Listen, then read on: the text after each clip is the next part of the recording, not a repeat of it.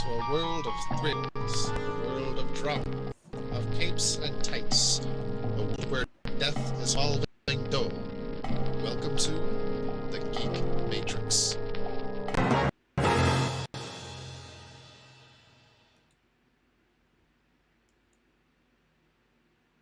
Hey everybody. Oh, there I am. Hey everybody.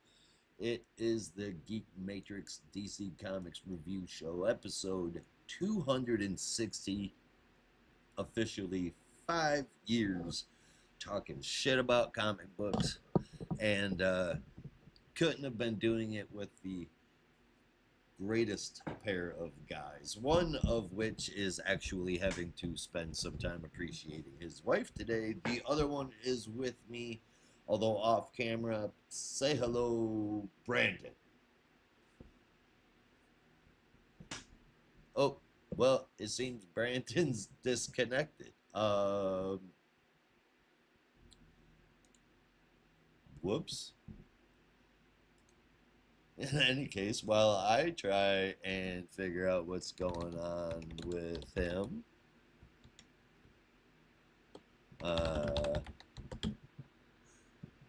well, I can't mute it and not type at the same time. So, give me just 1 second here.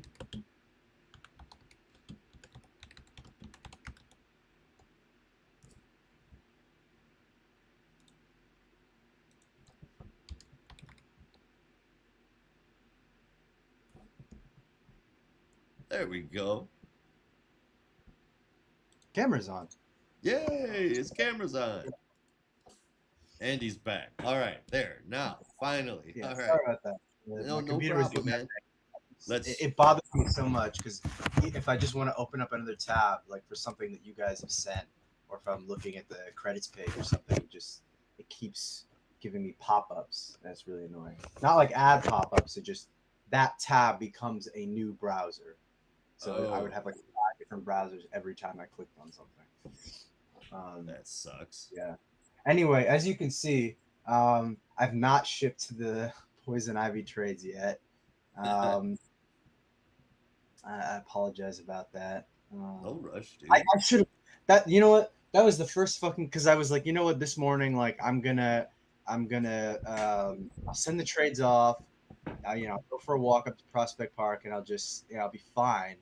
But I agreed to meet with this stupid fucking asshole. I done that. Should have done that. Whatever. Anyway. Brandon was screwed out of some cash.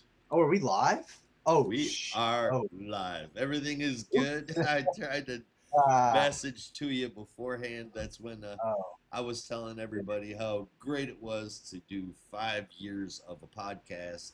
Most of it with two awesome dudes.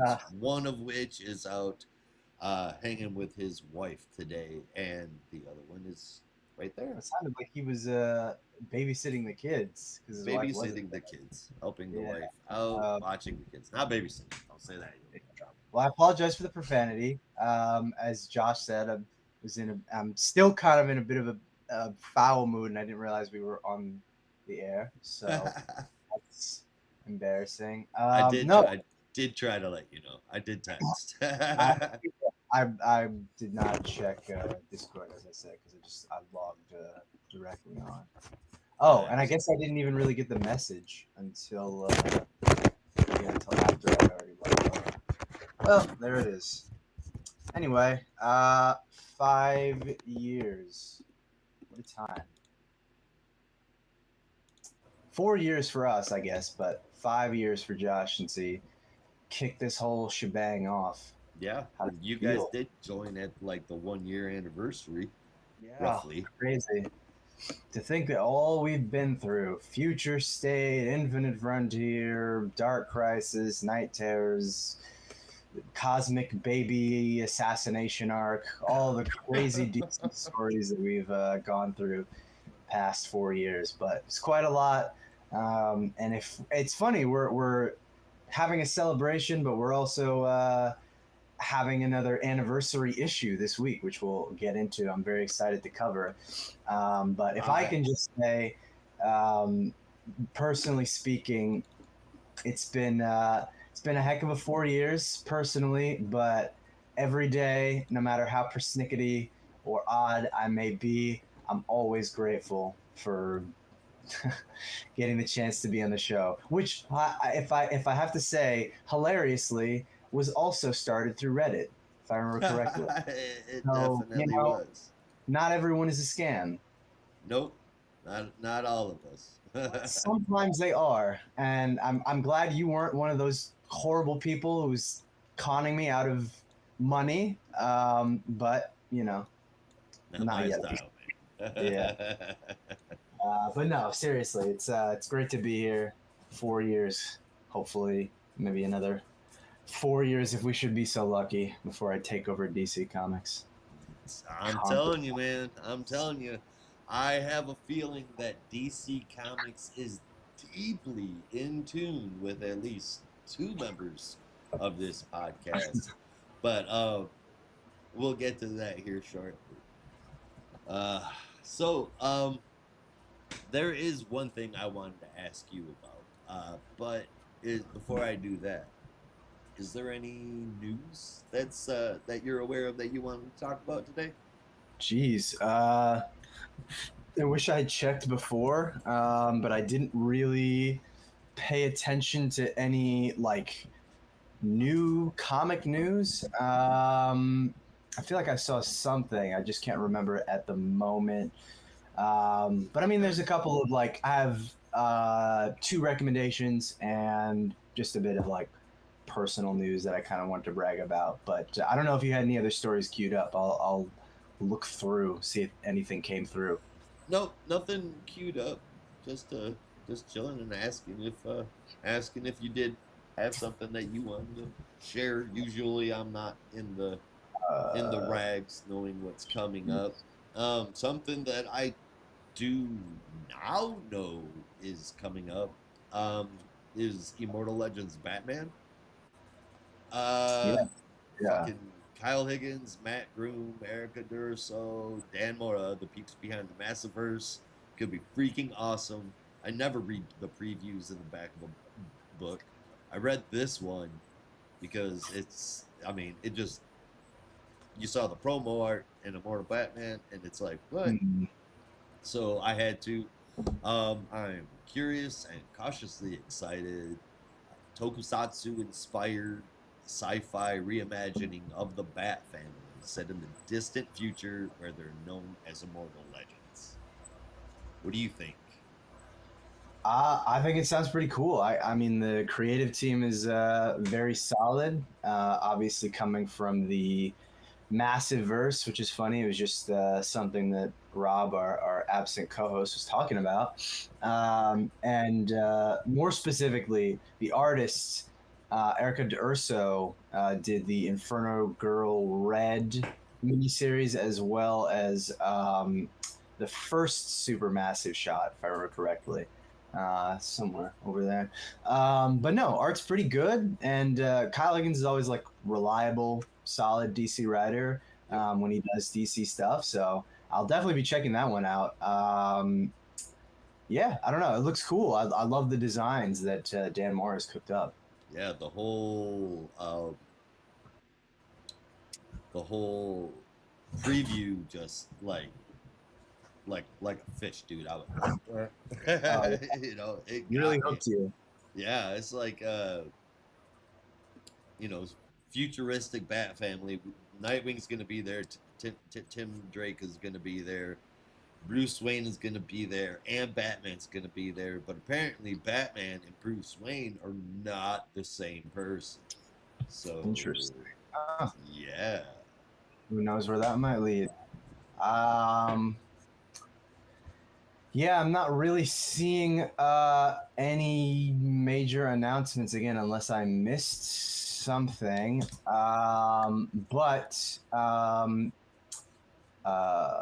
Yeah, I'm trying to find something, but there's no real like DC news. A lot of indie book announcements, but I know no one's here for that. Which is the perfect way to segue into indie recommendations that I wanted to pick out. Just because I think they're great, and one of them is like a book I've been waiting for like 5 years. Tell me about The it. first one is Wild Animals. Issue 2 came out. Ed Brisson and Andy Kuhn, really solid crime thriller. I would definitely recommend checking it out. It feels like his most character-focused work since, I don't know, maybe since, God, what was... now I seem like a bad fan for forgetting the name, but that one book he did with Adam Gorham, which is like my favorite book of all time. It'll come to me in a second, but no, it's really good. Your Very favorite book of all noir time, or your inspired. favorite book of his of all time? Favorite book of his. Okay, all right. The Violent. That's it. Yeah. I definitely didn't have to look at my shelf to remember it. But yeah, I'm so art's jealous of that shelf. great. Yeah, it's. I look at if you were to ask me to describe that shelf with one word, it would be pretty.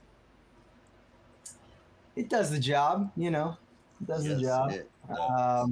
Yeah, I won't lie. It is maybe 60% of like my life's work, with the other 40% being back in California. But you might recognize. I don't know how well you can see it. One of the books. I can definitely see that.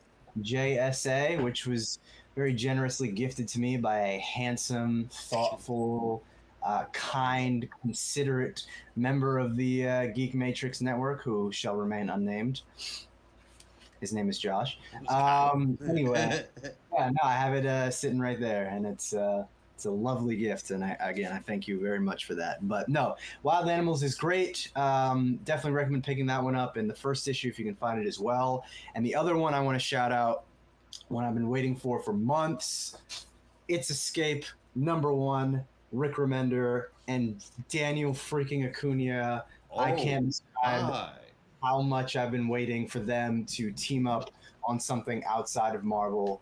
And like when this book was announced 2 years ago, like mind you, it didn't even have a name. It was just, here's a list of artists that are going to be working at Giant Generator in the future. And he said Daniel Acuna, and like there's a recording somewhere on my phone, but I'm like one of the only people that's like, oh my God, because I fucking love Daniel Acuna. He's incredible, and I just feel like his talents could really be taken to the next level if he were just let loose, which he absolutely is in this book. It's like I don't know how to describe it. It's a war thriller set in a universe of anthropomorphic animals, but it's got this almost like Save It Private Ryan. It's like an escape, almost like a Saving Private Ryan, Shawshank Redemption kind of vibe. It's so engaging, so captivating. But the art for me is the biggest pull. So I encourage anyone, even if you're only loosely familiar with Rick Remender, please check it out. I want this book to just do numbers because I've wanted a book from this creative team forever, and I'm still waiting on the book for with him and Yannick Paquette, who's also someone I was like, I can't wait for him to do something that is completely his own. So can't wait for that one. Nice. 2 book recommendations. Audience, please check them out. I would like for them to do well. Well, they are added to my book. So they're at least escapees. You did mention one with Yannick Paquette, but well, that one hasn't come out yet. It was just, again, he had the Giant Generator panel at New York Comic Con 2023, and it was like, here's a list of artists that I'm working with, and some of the projects have been announced, but some of them are still, to be announced. So this one only got announced this year, and I was like, oh my God, it's finally here. And then the one with Yannick Paquette, who knows when that's coming, but yeah, I can't wait. Even when he does variant covers for like other Image books, they're always incredible. So super excited to see whatever that'll be. But Escape #1 is great. Please check it out. Yeah. Yeah. Well, I definitely will be. It is on the list. Speaking of lists, man, the damn books that we've got this week. Oh wow. I'm gonna spoil it a little bit and say I had a pretty damn decent time this week reading comics. Definitely. Yeah. We are going to be talking about the New Gods number 9, Justice League Red number 1, Nightwing 129, Titans number 26, and the anniversary issue, like Vernon mentioned before, Detective Comics number 1100.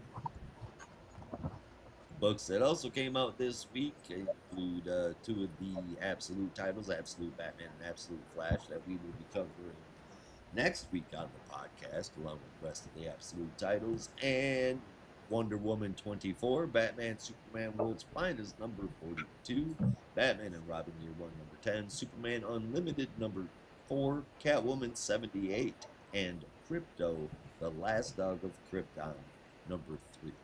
I have read both Batman and Robin Year 1 number 10 and Superman Unlimited, and I highly suggest them.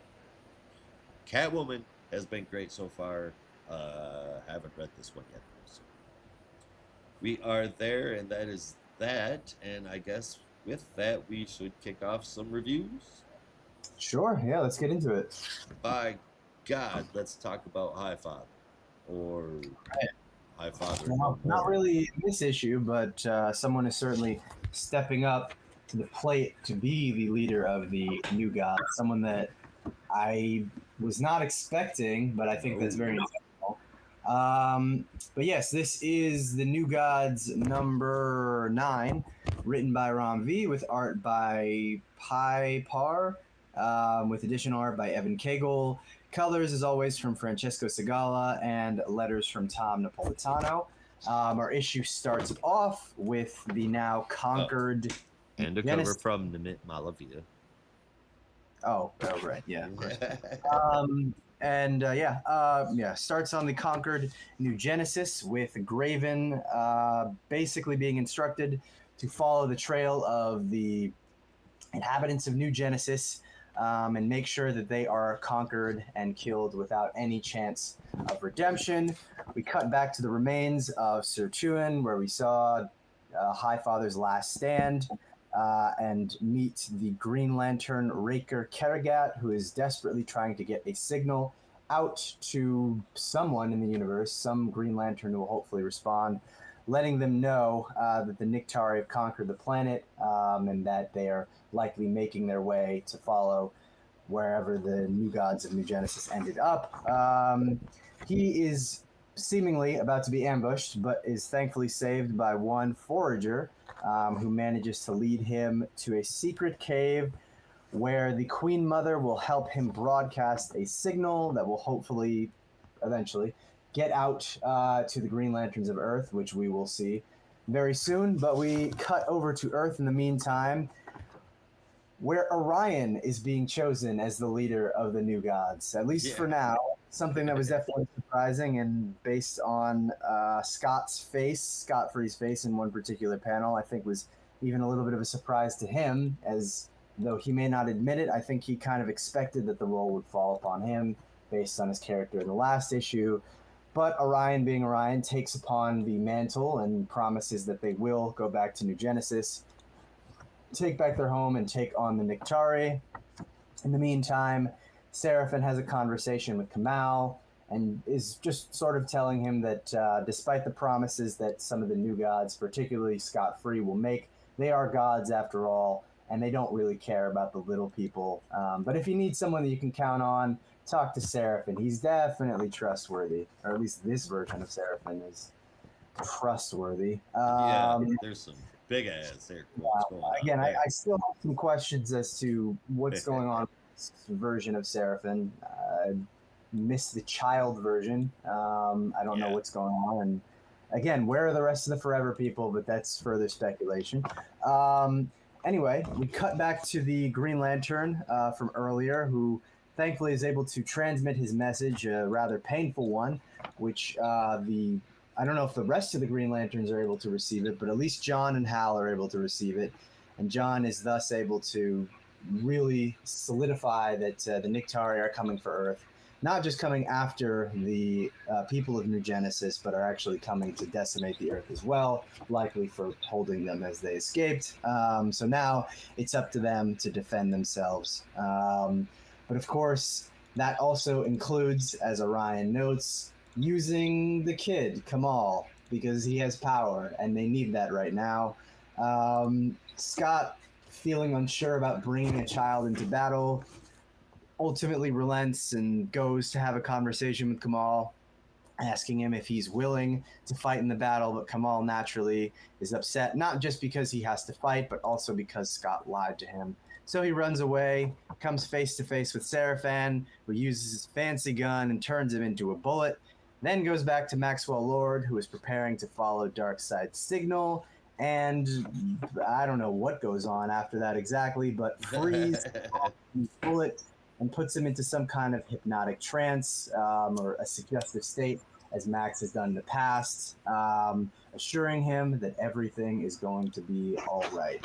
So things are heating up. When haven't they been for the New Gods? Jeez. Yeah, really but I mean, forward with some of the plot threads of who's taking over the mantle of leading the New Gods and the Niktari making their way towards Earth, which is obviously going to put them on a collision course with the Justice League.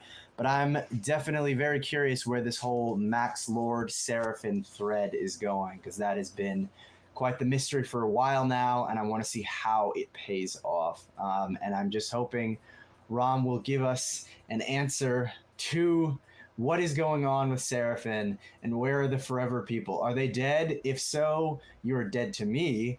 But if they're not, and hopefully they're coming to the rescue and I don't know, can talk some sense into this weird adult version of Seraphin, that would make me very happy. This issue, though, is great, and I had a really good time as always. Art was good, though I do prefer the stuff from Evan Cagle. And yeah, overall, just another solid issue, and looking forward to see what happens next, where the sort of story progresses from here. Yeah, 8.5 out of 10 for me. You're muted.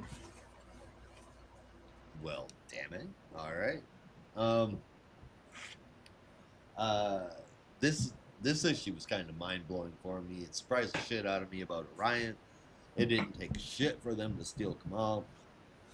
And an Omega enriched Maxwell Lord is just a frightening idea. Every issue is a new layer, and it's done in a way that doesn't overwhelm you. There are some answers that I want, like Brandon mentioned, like this, the Forever People. But seriously, if you've ever been a New Gods fan, if you've ever wished that they did something a little different with a New Gods story, this is it. The art has been gorgeous. This issue is great. Like I mentioned, like Brandon also said, Evan Cagle is the preferred artist in this book, but I'm not going to complain too much about Pipar. However, it is definitely tough. This issue is great. It's one of my favorite series right now. I loved it so much, and I gave it a 9 out of 10. Nice.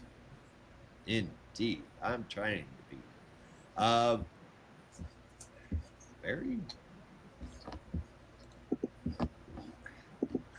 I know it's going to have nothing to do with it. For some reason, the guy there, I forget what his name is, Raven on the cover. I just get oh yeah, Red Lantern vibes from that picture. Oh, yeah, maybe it's just the color association, but yeah, probably. Yeah. Just looks super pissed. Yeah. But speaking of red, I'd like to talk to you guys about Justice League Beeper. Nice. Written by Saladin Almeo. I hope I said that right. With art I inside. in Ahmed, but I don't know. Oh, is it? Oh, yes. it is Ahmed. That's a typo. My bad. That should have gotten underlined. Spell check. Fucking nerd. With art inside by Clayton Henry and Arif Prianto colors, and art outside by Henry with Matt Burns colors, lettering from both Lucas Catoni and Ryan Christie, which I can't remember the last time I saw a lettering team up, but here we go. Kicking things off, Red Tornado is talking to us, telling that the Earth's doomed and the usual team to head things up can't see what's coming. They lack the perspective. And then we see a pretty gruesome splash of red tearing his own heart out.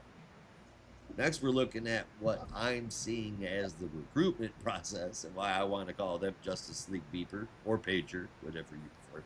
First up is Green Lantern Simon Baz, then Power Girl. Red Tornado hacks their Justice League access cards and makes them flash red, like an old-fashioned beaver. Um, Red, Red has assembled them without telling anybody else because his simulations have that he's been running, thousands and thousands of them, say keeping this team and their missions on a secret are the only way to a future where the Earth is not destroyed. They don't like that, but Red says that there's an emergency right now that they need to help with in a different solar system, so let's deal with that later. They get there, they find a few armed people that they take out rather easy, and some vehicles, and then a giant robot that takes some teamwork for them to take out. And they do, after which Power Girl finds that the robot has defense programming, but was built for agriculture. It dispensed seed and grew crops. So now they wonder, did Red get it wrong, or did he lie to them? And off they go to find out.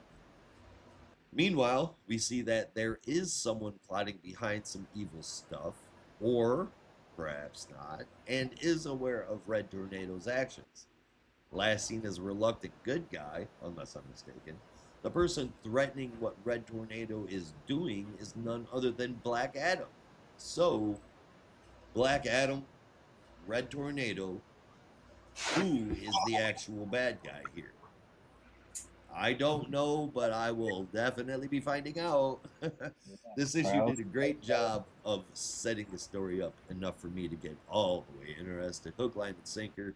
And I do like the art and colors quite a lot. This is something else Justice League Red could be the villains in this story, and that is kind of interesting. 8.5 out of 10. Nice. Yeah, no, I'm right there with you. I gave this one an 8.25 out of 10. Saladin Ahmed has always been a super solid comic creator, and I think where he tends to really excel is character dynamic and just character work as a whole. So obviously, we only have two members of the potentially five-person Justice League Red in this issue. 6 if you count Red. Yeah, 6 if you count Red Tornado. It seems like he's going to be more of like the guy in the chair or guy in the computer, I guess. Organizing the team. But yeah, no, I mean, we're starting small, which I like, so you can kind of set the character dynamic, and then you'll add characters, hopefully issue by issue, and it'll just kind of grow naturally. But yeah, no, I mean, solid stuff. It's an interesting mystery. Is Red Tornado in the wrong? Is he using the predictive algorithms correctly, or is it potentially a faulty infectious program or something like that? Who knows? But I think more than anything, I'm excited to see Simon do something. Right. So, at least he can be a part of a team rather than just kind of hanging in the background shots of Green Lantern books. So I'm happy about this. And Simon and Power Girl is such an unconventional team up, like not the kind of thing I would have expected at all. So I don't know. I hope that there's some cool chemistry there. At the very least, see where that goes. Like this feels like such a random collection of heroes based on the cover, but I'm down to see where it can go. So yeah, 8.25 out of 10. It's like solid first issue, good hook. Hopefully it's a fun ride for however long it lasts. Oh yeah. So I am considering the team, right? And I'm wondering, is there some sort of regular previous analog that this might represent? Obviously, you've got a Green Lantern, Power Girl would be Superman, Red Canary would be Green Arrow, or Black Canary. Cyborg, I'm sure, would be on all kinds of different Justice League. But is there any, like, if you were like the analog this, is this like a familiar team? analog wise? Is that even Uh, making sense? I think I get what you're saying, but I wasn't really thinking in terms of that. It was just sort of like, I don't know, heroes that maybe Red Tornado felt would be perfectly suited for whatever the mission happened to be. Like, that's kind of what I'm operating on. We didn't really get any hint of that in that issue, but I'm assuming that might be why. And I mean, yeah, there are some comparisons I'm sure you could make. Like, yeah, there's a Kryptonian, there's a Lantern, but I mean, Deadman's there. It's not like the That's Justice always has a mystical character, unless you're counting Zatanna, and sometimes she's not even on the team. yeah. So, yeah, so I think it's more again. It'll be interesting to see how Reddy justifies the members that he's choosing, but that would be my guess. And I can't say this for all the characters, particularly someone like Red Canary, who's still her character is still kind of undefined. Yeah. But I would say that all of the characters have, at one point in their career, you could say this for a lot of heroes, but have been sort of deeply mistrusting of authority. Simon Baz being the most obvious example, but Power Girl to a certain extent. Like, I'm thinking back when she just quit the JSA to join Infinity Inc. Yep. And also, I think led the sort of schism in the JSA in the late 2010s. Like there I was mean, that JSA All Stars team. just Um, in general, yeah, she's always had a problem with authority, like as yeah, a personality trait. Cyborg. That one is a little harder. I mean, the only thing I can really think of is just, I mean, him kind of going against what the rest of the Titans were saying back in '03 and basically being like, no, we need a Teen Titans to mentor the younger heroes. That's not really rebellious per se, but I don't know. That was just something I was thinking. Like, they have similar personalities, so maybe it would make sense they would be on a team. But again, I'm sure we'll get the full reason for why Reddy chose these heroes in later issues. For now, it's just like, oh, okay, well, they're going on missions, or they went on a mission. I wonder what's next, and whether or not they will trust Red Tornado's intuition or algorithms, I guess. Well, I can't wait to find out. Do you think that there's any chance that Red Tornado is accidentally doing villainous work here? It's possible. It's possible that maybe he's just he's really trying to prevent another outbreak of mistrust or something like that. Something that could lead to another absolute power, but it could also be faulty programming. I think we really just have to wait and see. And I think the mystery at the end with Black Adam is particularly telling because I'm not sure why Adam would be so um, concerned that Red Tornado has made his move. Like, clearly he's been paying attention to it, would be my guess, for some time, and maybe expected something like this to happen. So, yeah, it's definitely possible that something has corrupted his systems. Oh, that was actually one thing I was going to say. A line that just bothered me a little bit, where Red Tornado was like, I realize I'm no longer human if ever I was, which I was like, it's a little unfair. I think we kind of moved past the whole, am I a man? Am I an android? I mean, I don't know if this stuff is still canon, but like there was a whole history of Red Tornado having a wife and a child, Shreya. And I always kind of took that, particularly when Brad Meltzer was doing the Tornado's Path, to mean that, Red Tornado had obviously come from a mechanical background but had really embraced a human perspective. So I think I know what they're going for, especially after losing his body. Like, maybe he's having a bit of an existential crisis, but Yeah, I mean, the beginning of the book has him yanking out what organs he just is. like I would hate to see him regress to that point because I like that Reddy had gotten to the place where he could really embrace his human side. You and I both. Yeah. So we'll see, I guess. I guess we will. All right. The next review is going to be a little unconventional. Is it? See, Before Brandon gives his summary, I'm going to give my review. All right? Okay. And here we go. It is for Nightwing 129, and my review is this. Holy shit, Brandon. Yeah, it's pretty. Oh, Yeah, yes. And the art is freaking amazing, too. yeah. Um, okay, your turn.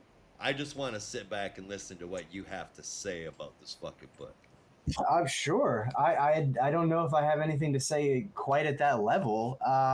But no, this is Nightwing 129, written by Dan Waters, art by Dexter Soy, colors by Veronica Gandini, letters by Wes Abbott, and another cover from Dexter Soy and Adriana Lucas.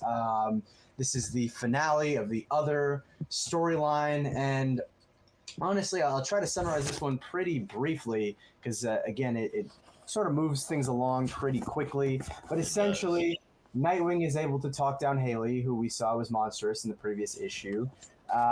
Haley is then able to assist Nightwing in using his oh god, what did they call it? Kappa radiated Eskrima stick to start breaking through the jail cell in Titan's Tower. They come face to face with Van Z and are just sort of making their way through the whole thing, while Nightwing sort of has these recurring deja vu moments of a sensory smell that he can't remember exactly what it is, only to then sort of have the epiphany and remember that it is chicken soup. But we get to that point once we reveal that Oracle all this time has been safe and has been talking to Nightmite, who is still being possessed by the Zani, and trying to sort of coax him back into a normal state, while Nightwing fights off various Deathwing hallucinations, as well as the monstrous Night Hare. He then realizes that this version of Van Z, this version of Nightwing, is not, in fact, a fabrication of Nightmite's imagination, but is Nightmite's imagination empowering Bryce Moran, the young boy from the Teddies that we saw in the previous issue, go into Titan's Tower in the midst of all this craziness, now amped up with superpowers. Bryce has a bit of a crisis, and before anything can be done to fix his powers, mind you, Nightmite couldn't really do anything as he's still possessed. He bursts through Titan's Tower and takes off somewhere unseen.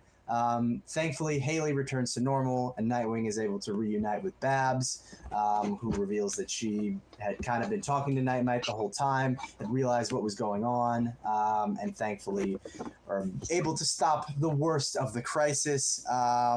Nightwing then leaves the tower, confronts Olivia Pierce, at least for a moment, as Pierce is trying to give the whole shtick of, buy my stuff.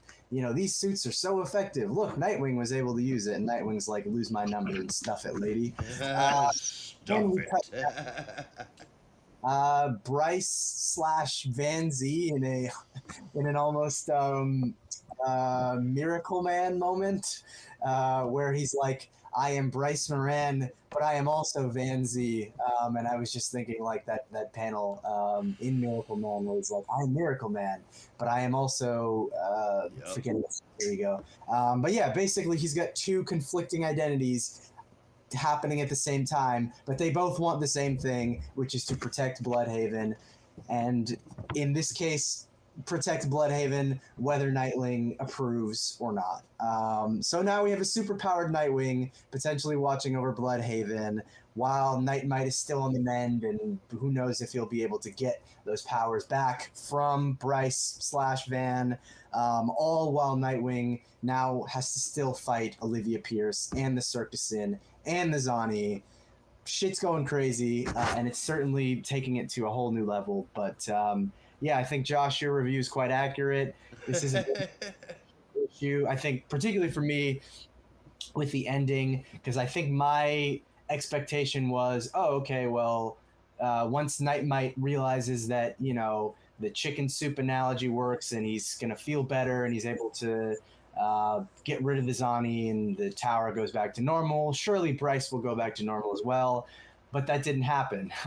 So Nope. you have a superpowered 10-year-old running around, potentially dispensing justice to unsuspecting members of Bloodhaven. It's pretty freaky. So definitely going to escalate things. It does make you wonder where that might go next. Like, is his next confrontation going to be with Nightwing? Is his next confrontation going to be with the Flyboys or the other gangs that we saw that were going to war with the Teddies?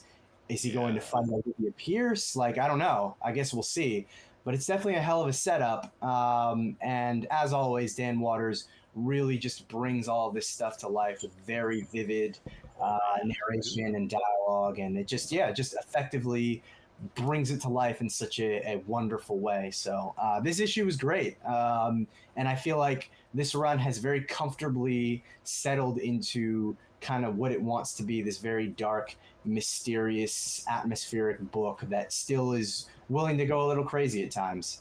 So this one gets an 8.5 for me. I really dug it.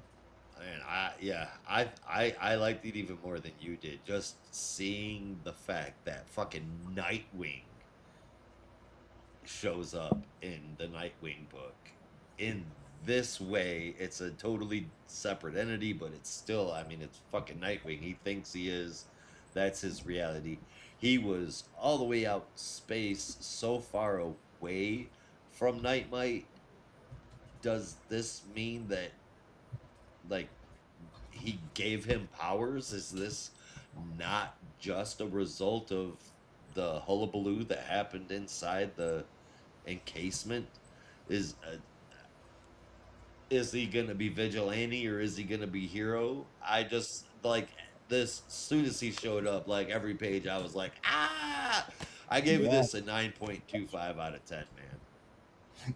And it's funny, I was saying I forgot the alter ego of Miracle Man. But I'm going to ask you, and I think I know the answer. Do you remember what Miracle Man's secret identity was? I- 'Cause you're gonna. I don't remember what Miracle Man's secret identity was. Okay. I have read the omnibus, but I Right. Well, as we established, this Vanzi, this Nightwing, is both has the history of the Kryptonian Nightwing from Kandor, but also has the history of Bryce Moran, Teddy, Cub and the Teddies from Bloodhaven. And the secret identity for Miracle Man is Michael Moran. no way. Obviously, it could just be a coincidence, but I don't put anything past Dan Waters. Hell and again, no. that narration in the end felt so Miracle Man-esque to me. Like, I can feel both sides of me, so I'm like, yeah. I feel like that's a little bit of a reference there, and maybe he'd been setting this up from the very beginning, which is pretty clever. So, Shit. great stuff. Great Fucking stuff. definitely intentional, man. Yeah.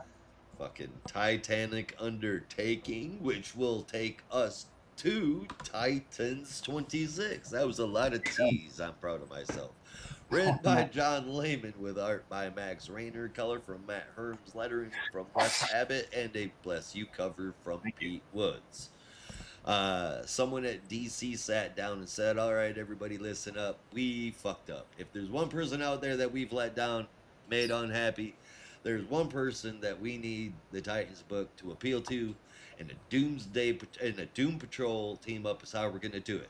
We're gonna do this for Brandon. Well, they tried. Obviously, that really happened, and review duties were handed out before reading this, or Brandon would be doing it. Anyway, so basically, it kicks off with all hell breaking loose, but then we go back to the start of the story. Venetia has, decided she wants to get away from humans and go to Technos, a race of sentient computer beings that she learned about by reading Cyborg's memory files. While the Titans, Wally, and Wonder Woman clean up after the battle with the crime syndicate, Gar and Raven are supposed to go on vacation, but Raven cancels because Cyborg's been sad ever since Venetia left, like he felt a familiar, as in family, connection with her. So Gar invites Cyborg instead. And where were they going on vacation? Not the beach, to visit the Doom Patrol. But that is where the story really kicks off. as one might expect. Beast Girl and Negative Man are missing. They get together. Uh, Cyborg, Beast Boy, and the Doom Patrol members that are remaining, and track them down, but land on Register Island. And it's got some sort of mega dampening field that is negating Cyborg cybernetics and took out the Ambo like an EMP hit, the Ambo being the Doom Patrol's vehicle of choice. Beast Boy knows who this is. Beast Boy's old nemesis, Dr. Samuel Register, also known as the Zookeeper, who I think's been around for like, I don't know, 15, 20 years. This isn't a new guy. Quite longer than that. But really? Yeah. Or unless I'm thinking of someone else. But yeah, no. As I recall, like I remember he made an appearance in. You got to double check this, but if I remember correctly, it's the same guy who made the appearance in like issue 13 of the 2003 Teen Titans, but he had been a Doom Patrol villain before then. I gotta fact check that one though. I might be thinking of the other. There's so many like wild characters in Doom Patrol. For some reason I'm feeling like early 2000s was the first time I saw this, but again, my memory is not reliable.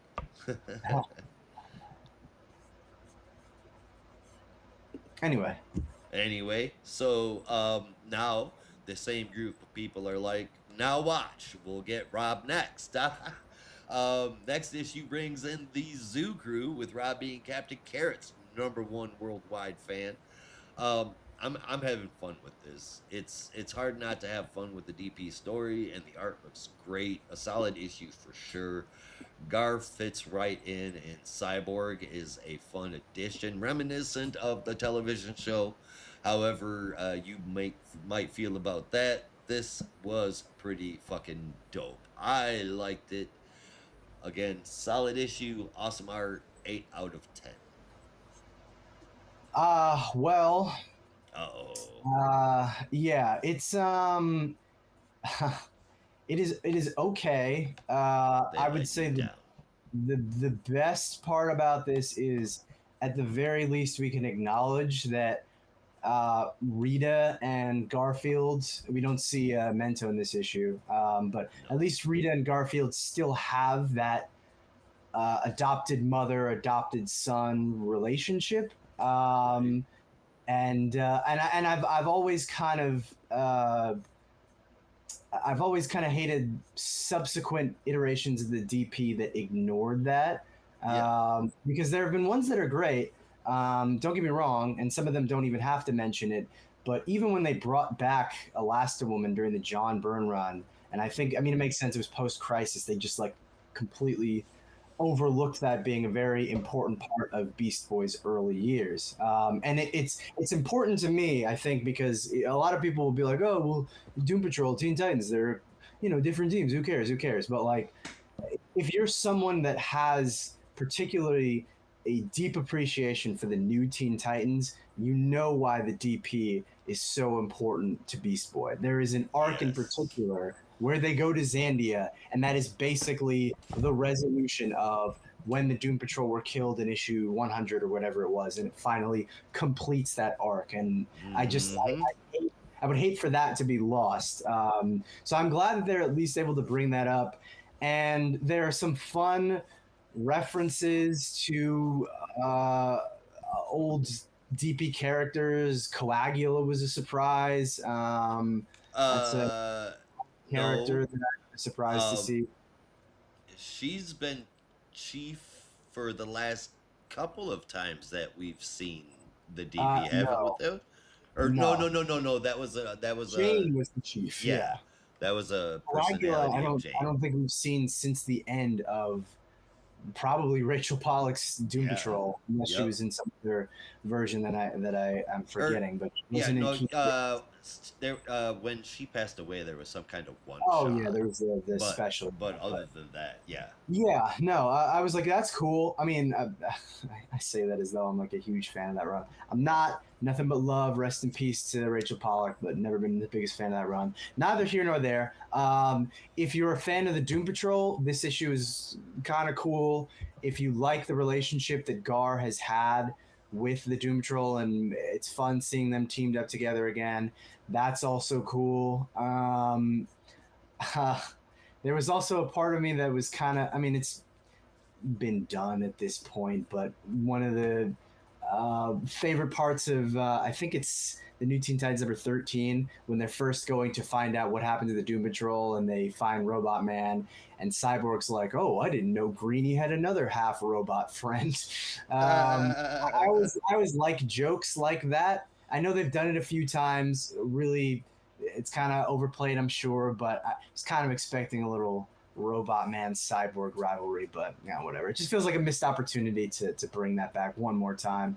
But no, aside from that, it's fine. I don't know. I'm like, the whole setup of this issue is just like the Titans post their conflict with the crime syndicate is just so disappointing. Like I wish I could like this, maybe as much as you did, but ultimately it's just kind of yeah, it's just whatever. No. So, I don't know. I gave it a 7 out of 10.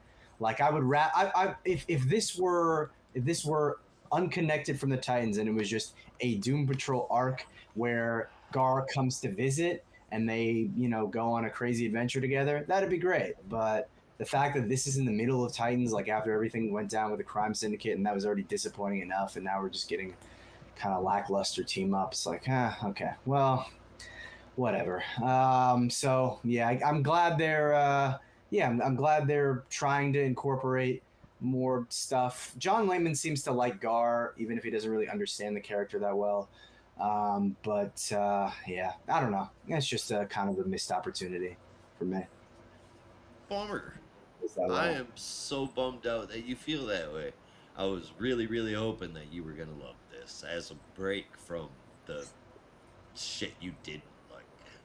That's what it feels like it's trying to do that. Was for. Yeah, but it's I don't know. It just doesn't execute it very well.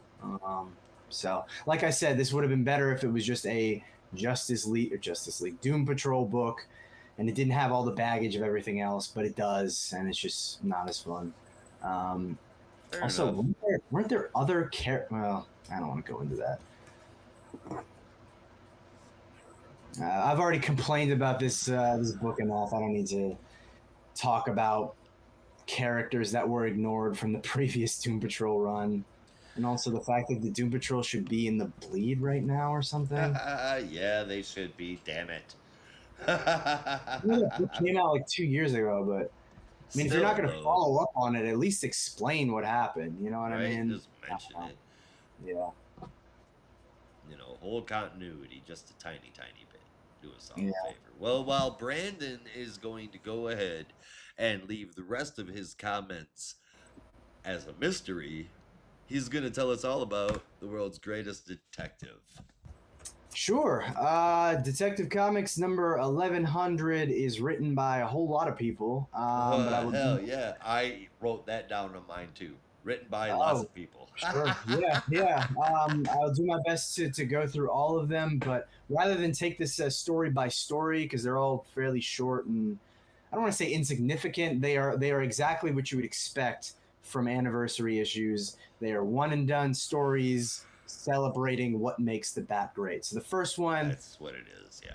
Kicking us off is written by the current creative team, Tom Taylor, with art by Mikel Hanin, who's also doing the colors, who also did the cover for this issue, with letters by Wes Abbott. This is just the Bat being a delightful person and helping out a young boy who had lost his dog, and also a young boy who's kind of getting roughed up by some rather unfortunate people who also had lost his dog.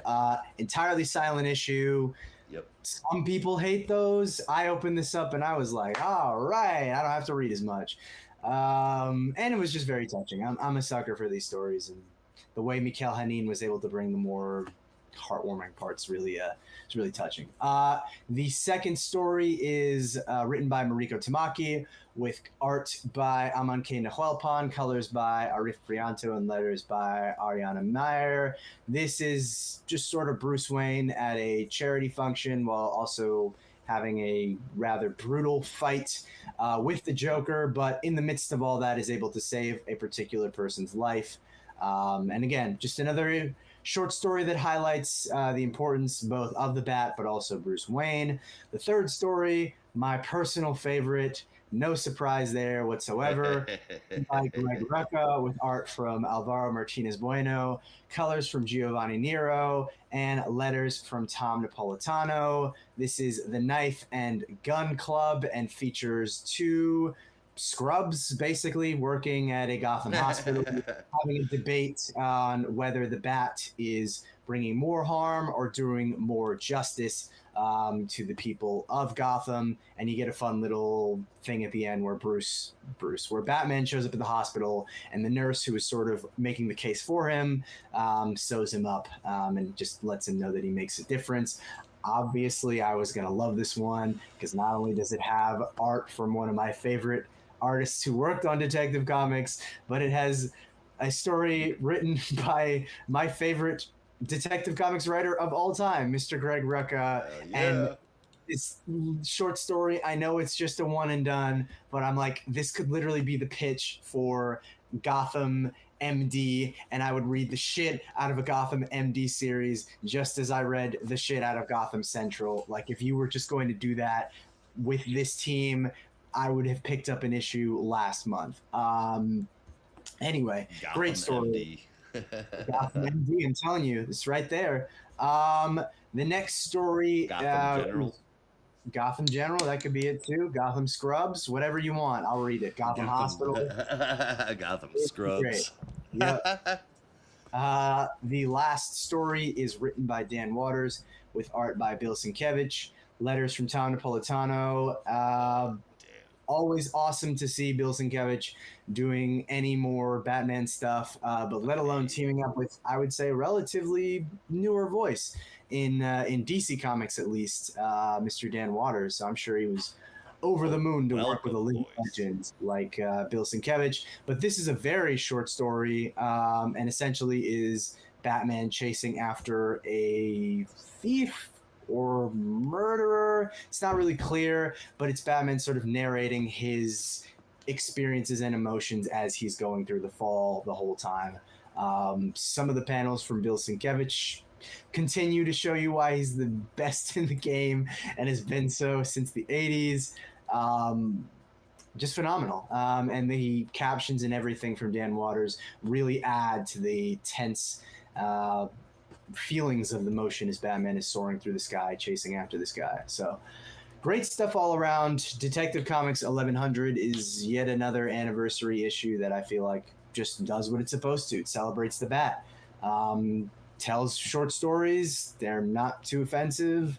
They highlight the great attributes of the character. And yeah, I mean, depending on how you feel about them, will leave you satisfied. So this one's pretty good, and obviously getting a story from Greg Rucka will always get a win in my book. So this one got an 8.25 out of 10 for me. Whole issue, any particular short story. Fucking awesome, man. Real quick, Lost and Found was cool as hell. Really simple, silent. I love those when they are done good. This was nice little story. Obviously, with a story like that, the art and colors have to be the star of the show. With Mikel Yanin, as always, turns in absolutely beautiful work, panel after panel. Your role in the community was a decent enough vanilla Batman story with good art. Just, hey, this is the character. Knife and Gun Club was a really good little story from Greg Rucka. I'm always happy to see a DC with beautiful art from Bueno and Nero, who I will happily take in any appropriate title at DC as well. We do not need to keep Bueno a Nice House exclusive. Yeah. The Fall. Damn. That was dark. To clarify, when Brandon was saying, chasing him, and then when he mentioned the fall, Batman gets to the rooftop and the criminal jumps off the end of it, and it's like Batman's monologue as he's descending, trying to catch this guy. And we see the ground rising up and up and up in the dude's glasses. And the ending, I think, is a bit ambiguous about whether or not he survived or not. I happen to have my own personal interpretation of it, but I think he went splat. Um, Damn. It was altogether, though, for an anthology story. Um, it was really good. Taylor, Rucka, and Waters' creative teams together all nailed it, and the Tamaki one was not bad in any way, shape, or form. I enjoyed each one for different reasons and varying degrees, but altogether a really good read and a good buy. 8.25 out of 10. Love it. As do I. Um, well, that's it for the books, and I guess all that's next is to wrap things up. Let's go for our top three, shall we? Sure. All right, I will go first for top three. In third place is Justice League Red. In second place is New Gods, and in first place, blowing my mind, is Nightwing. And my favorite moment is definitely, well, it's definitely a standout moment. Was that crazy out of nowhere splash of Red Tornado having cut himself open and seeming removing a lot of his biology. Yeah, Absolutely crazy, but drawn so damn well. And what about you? Oh, let's see. Third place I will give to Detective. Second place Nightwing, but first place is gonna have to go to the New Gods. Hard to compete with that book. It's always a hit each month. But my favorite moment, I think, for this week, it's tough. But I'm gonna have to give it to the last page of Detective Comics. That last page of the fall. That whole sequence from Bill Sienkiewicz, where it's just getting closer and closer to his glasses, and then it just completely whites out. It's like, again, it just reminds you of why he's the freaking best. So I loved it. 100%. I'm gonna have to flip back real quick because I wanna see something.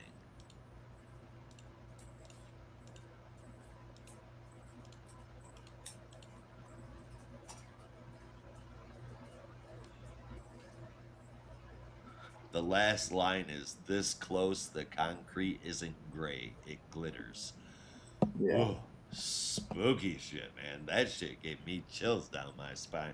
But all right, I said all that to say I concurred with that moment for sure. All right, let's look at our favorite covers. Do you happen to have one in mind already? Oh boy, it's tough. There were some very great picks this week. But I don't know. I'm feeling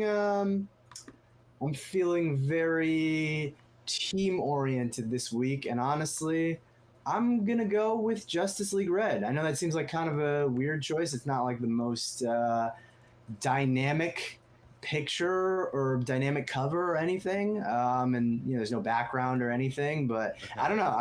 I'm a sucker for a cool like action team pose or whatever you want to call it, and seeing them all like that with the shadow of Red Tornado in the background, it's pretty cool. Definitely has me excited for what the team is going to look like when they all get together. Hell yeah, it does. And I'm a sucker for all white backgrounds. So, like, it's been kind of a thing here over the last year, and I am a sucker for that.